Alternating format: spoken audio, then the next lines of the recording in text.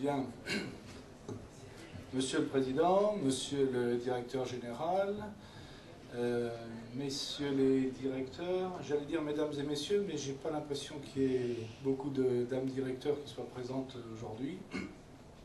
Mesdames, Messieurs, EDF est très heureux en fait d'avoir pu accueillir vos journées 2009 durant ces 2 jours et d'avoir pu également à cette occasion vous montrer un certain nombre de nos activités qui illustrent les différentes facettes de ces questions énergétiques et de l'électricité en particulier. Alors j'espère que ces visites ont répondu à vos attentes et vous ont permis de concrétiser un certain nombre de perceptions relatives à ça. Comme je l'ai dit hier, et comme l'illustrait d'ailleurs aussi le film tout à l'heure, nous sommes ici au sein de EDF R&D, et c'est donc cette direction d'EDF qui avait le plaisir et l'honneur de vous accueillir et d'avoir organisé tous les aspects matériels de ces 2 journées. Et donc je voudrais profiter de l'occasion pour les remercier en votre nom pour tout ce qu'ils ont fait et je crois le bon fonctionnement de ces 2 journées au point de vue matériel entre autres. Pour nous, cet accueil s'inscrit pleinement dans l'importance que EDF accorde aux questions de formation et de recrutement, mais je reviendrai sur ce point un petit peu plus tard. Bon, vous avez bien voulu réserver une petite place à EDF dans cette session de clôture et je vous en remercie.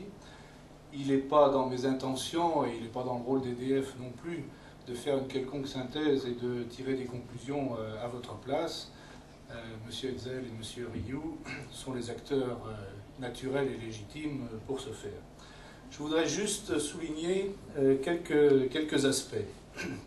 Donc vous avez choisi ce thème des grands enjeux énergétiques du XXIe siècle, et c'est en effet un des grands challenges de notre époque.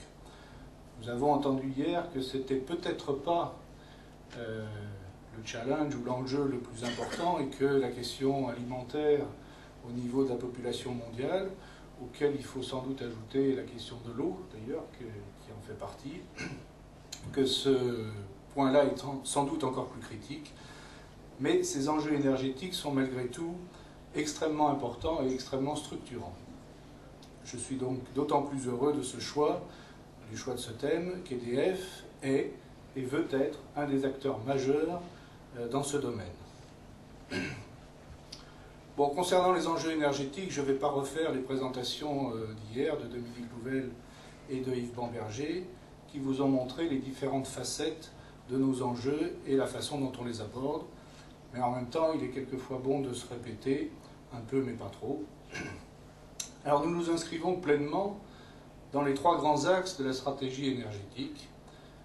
Économie d'énergie en premier lieu, avec notamment l'efficacité énergétique en ligne de mire, le développement des énergies renouvelables, dans la logique d'un développement durable, et puis en 3e lieu, le maintien vivant de l'option nucléaire, qui est un contributeur majeur à la production d'électricité sans CO2, et aussi à la sécurité d'approvisionnement.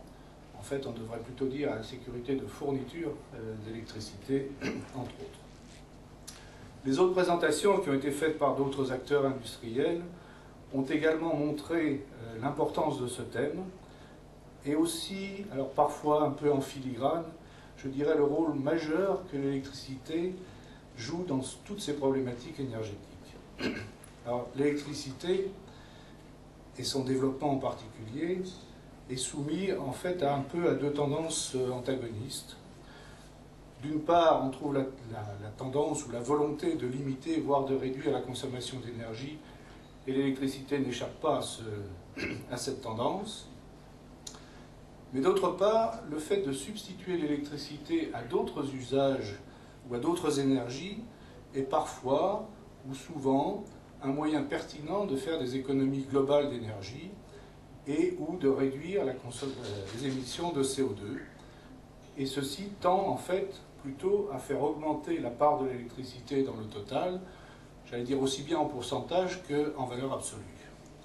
Et ceci renforce notre souhait et notre volonté d'être un acteur majeur mais aussi un acteur responsable dans ces questions énergétiques. Alors ces problématiques énergétiques, elles recouvrent de multiples aspects, depuis la science, en fait, très en amont, pour comprendre certains des enjeux et les phénomènes qui les sous-tendent. Tous les travaux qui ont été faits sur le changement climatique illustrent parfaitement ce point-là. Ça passe par l'économie, la finance, la santé, l'environnement, l'écologie, les comportements des différents acteurs. Plus généralement, je dirais, ça concerne la politique, non pas au sens politicien, mais la politique au sens des grandes orientations et des grands choix qui impliquent le pays dans son ensemble. Ceci étant, c'est aussi un domaine où la technique et la technologie ont une part tout à fait importante. Alors notamment, pour ce qui concerne donc l'énergie, dans les domaines de l'extraction, du transport, de la préparation ou la pré-préparation des ressources, de leur production ou de leur transformation, aussi de leurs usages en aval de la chaîne de production proprement dite. La technique reste un fondement de nos activités industrielles. Le meilleur vendeur, je dirais, n'est pas grand-chose s'il n'a pas un produit, de préférence un bon produit à vendre. Et puis même les financiers sont quand même un peu gênés quand il n'y a pas de bons projets à financer, même si quelques bulles récentes pourraient nous laisser croire le contraire. Et plus globalement, ce sont les progrès technologiques ou scientifiques qui aident à identifier et à résoudre les problèmes auxquels nous avons à faire face. Bon, c'était sans doute un peu une banalité ou un truisme que de dire tout ça, mais je crois qu'il est bon de le rappeler de temps en temps.